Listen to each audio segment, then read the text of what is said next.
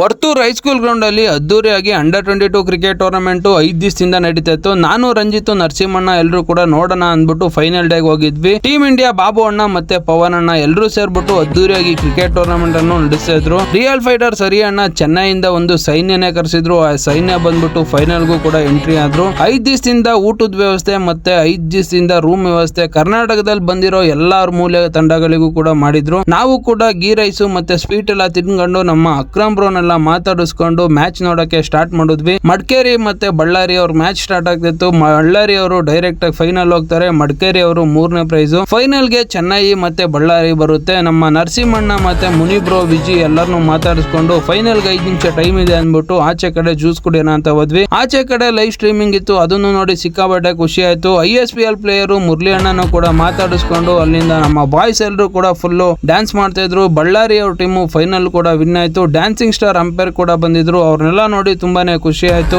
ವರ್ತೂರಲ್ಲಿ ಅಂತೂ ಕ್ರಿಕೆಟ್ ಗೆ ಕ್ರೇಜ್ ತುಂಬಾನೇ ಐತೆ. ಅಲ್ಲಿರೋ ಲೋಕಲ್ ಬಾಯ್ಸ್ ಇಂದ ಹಿಡಿದ್ಬಿಟ್ಟು ಟೀಮ್ ಇಂಡಿಯಾದವರೆಲ್ಲರೂ ಕೂಡ ಸೇರಿ ತುಂಬಾನೇ ಅದ್ದೂರಿಯಾಗಿ ಕ್ರಿಕೆಟ್ ಟೂರ್ನಮೆಂಟ್ ಅನ್ನು ಆರ್ಗನೈಸರ್ ಮಾಡಿದ್ರು.